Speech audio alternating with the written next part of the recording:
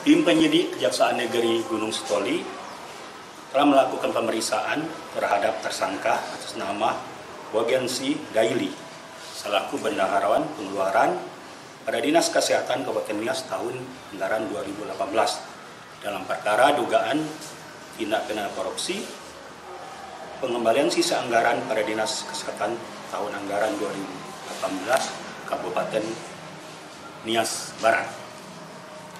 Yang bersangkutan atau tersangka berdasarkan alat bukti yang cukup telah ditetapkan sebagai tersangka berdasarkan surat penetapan nomor TAP 23-L-2-22 FD1 08 2022 tanggal 18 Agustus 2022. Kemudian sedikit uraian atau modus operandi yang dilakukan oleh tersangka ini yaitu pada tahun anggaran 2018 beberapa PPTK pada Dinas Kesehatan Kabupaten Nias Barat pada awal tahun 2019 salah seorang PPTK telah mengembalikan kepada tersangka selaku benar pengeluaran Dinas Kesehatan tahun 2018 sebesar 843 juta rupiah. Dan pada saat itu seharusnya oleh tersangka ini pengembalian sisa anggaran ini harus dikembalikan ke rekening kas daerah Kabupaten Nias Barat. Namun oleh tersangka tidak dikembalikan, tetapi dipergunakan antara lain dipinjam kepada seseorang sebesar 450 juta rupiah. Dari hasil penyidikan yang telah kami lakukan, tim penyidik telah menemukan kerugian keuangan negara lebih kurang 513 juta rupiah.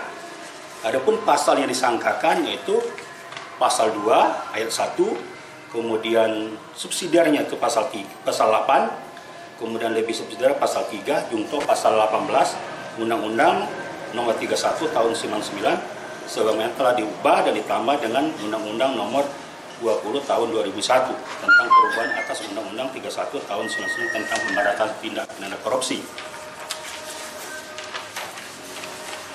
Lalu tindakan yang telah kami ambil atau penyidik telah ambil yaitu melakukan penahanan terhadap tersangka selaku benar pengeluaran pada Dinas Kesehatan Kabupaten Nias Barat tahun 2018. Telah dilakukan penahanan terhadap tersangka di rutan Lapas Kelas 2 B Gunung Sitoli untuk selama 20 hari ke depan.